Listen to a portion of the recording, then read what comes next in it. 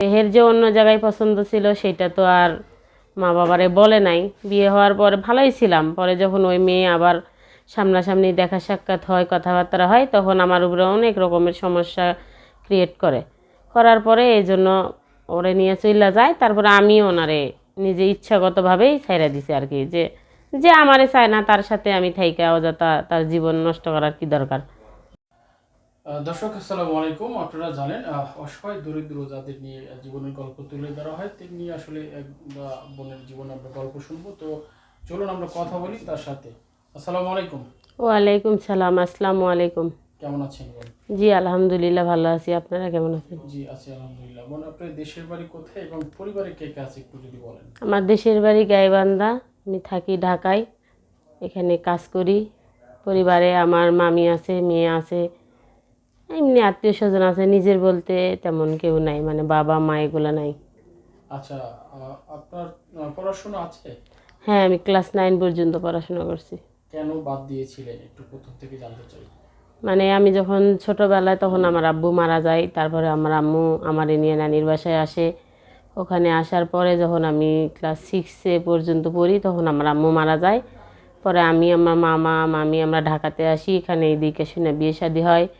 তারপরে সেখান থেকে যাই হোক জীবনের কিছু খারাপ সময় পার হয়ে গেছে। একটা বেবি যখন আমার হয় তখন আমার স্বামীর সঙ্গে একটু সমস্যার কারণে ডিভোর্স হয়। বর্তমানে ভালোই ছিলাম, মামা ছিল, খাওয়াইতো পড়াইতো, মামা মামি চলতাম আর কি। মামা মারা যাওয়ার পরে মামিও আর দেখে না, গ্রামের বাড়িতে চলে গেছে, আমার মেয়েরে রাখে মামির কাছেই। আর আমি এখান থেকে যতটুকু পারি মেয়ের জন্য পাঠায় দিই, নিজে খাই। এই জন্যই লাইফে আসি, যদি একটু ভালো মনের মানুষ পাইতাম যে আমার মেয়ের দায়িত্ব নিত, একটু ভালো রাখতো, ভালোবাসতো। অনেক মানুষ তো আছে হেল্প সহযোগিতা করে, সবাই তো আর জীবনসাথী বানানো সম্ভব না, একজনরেই বানাইতে হবে। আর যদি 2 4 5 টাকা কোনো ভাই হেল্প সহযোগিতা করে তাহলে অবশ্যই আমার জীবনের। জি, আমি একটু পিছনে যাচ্ছি। আপনি যেহেতু বলছেন আপনার পাশে কেউ নেই। আচ্ছা, বিয়েটা আসলে কার মাধ্যমে হয়েছিল এবং কতদিন সংসার করেছিলেন? কি কারণে আহ, চলে গেলেন? এই বিষয়টা একটু আমাদের ক্লিয়ার করবেন। মানে আমি যে বাসায় কাজ করি ওখান থেকেই আমি কাজ করি, কাজ করার পরে ওনারাই দেখে শুনে বিয়ে দিছিল। দেওয়ার পরে যখন আমার, মানে ওনার মারা দেখে শুনে, মানে আমার যেমন মামি বাসার লোকজন দেখে শুনে বিয়ে দিছিল, ওই রকম ওরও মা বাবা দেখেই বিয়ে দিছিল। গরিবে গরিবে আর কি পছন্দ করেই হয়েছিল। মানে মূল সমস্যাটা শুরু হয়েছিল কি নিয়ে, এটা একটু বিস্তারিত বলবেন। বিস্তারিত বলতে ওই যে বললাম যে ওর মা আমারে দেখে পছন্দ করছে, আর আমার পরিবার থেকে ওরাই পছন্দ করছে, কিন্তু ওর যে অন্য জায়গায় পছন্দ ছিল সেটা তো বলে নাই। সেই মেয়ের সাথে আবার পরবর্তী দেখাশোনা হয়, মানে কথাবার্তা বলে, অশান্তি করে, মারধর করে আসা। ওই জন্য আমি ওনাকে নিজের ইচ্ছায় ছাড়া দিছি।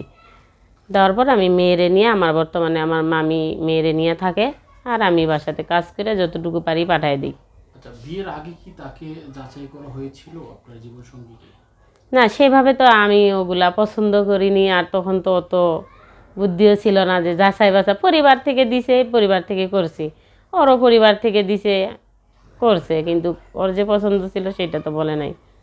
মানে এই যে বিয়ের পরে আসলে পরিবার যেহেতু বিয়ে দিছে, আসলে এই পরিবারকে জানানো হয়েছিল এই বিষয়গুলো এবং হ্যাঁ, দীর্ঘদিন জানানো হয়েছিল। সমস্যাটা চলছিল। হ্যাঁ, ওর মা বাবা বলতেছে, মা এখন আমি কি করবো ভাই রে, কথা হলো কি যে ঘরের সুখ তো বড় সুখ, বাইরের সুখ দিয়ে আপনি কি করবেন? শ্বশুর শাশুড়ি যদি খাবার পরার সব কিছু দিয়ে রাখে তাতে তো শান্তি নাই ভাই। ঘরের সুখ হলো বড় শান্তি, সেই সুখটাই যদি না থাকে একটা মেয়ের জীবনে, তাহলে শ্বশুর শাশুড়ি শান্তি দিয়ে কি করবে বলেন? এই জন্য আমি শান্তি পাই না দেখে আমি নিজেই সইরে আসছি। যেহেতু আমি পাই না, আমার জন্য ও পায় না, তো ওই পাক, আমি সইরে আসছি। আচ্ছা, এই যে বিয়ের কত বছর সংসার করেছিলেন? প্রায় 3 বছর। এই 3 বছরের মাঝখানে কি কখনো মনে হয়েছে অন্য মানুষকে সে চলাফেরা এরকম? হ্যাঁ, না, পরে 2 বছর ভালোই ছিল, যখন ওই মেয়েটার অন্য জায়গায় থেকে মানে বিয়ে হয়ে গেছে, পরে ডিভোর্স হয়েছে, পরে আবার যোগাযোগের পর থেকে এরকম মানে।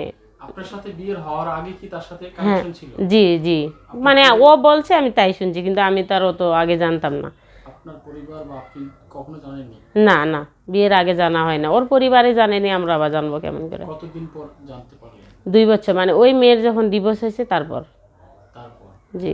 তারপর জানার পরে আপনারা কি ভূমিকা ছিল আপনার? ভূমিকা ছিল যে যে তো করুক, সমস্যা নাই, যেহেতু বিয়ের আগে ছিল হয়তো এখন ভালো হয়ে গেছে। কিন্তু 2 বছর ভালোই সংসার কাটলো। কাটার পর যখন ওই মেয়েটা আবার আসছে, হয়তো ডাক হাক সারা সুরা দেয়, এরপর থেকেই নানা রকমের অশান্তি করে, ঘরে অত্যাচার জ্বালা যন্ত্রণা। শ্বশুর শাশুড়ি ভালো ছিল, কিন্তু তাদের ভালো দিয়ে কী করবো বলেন।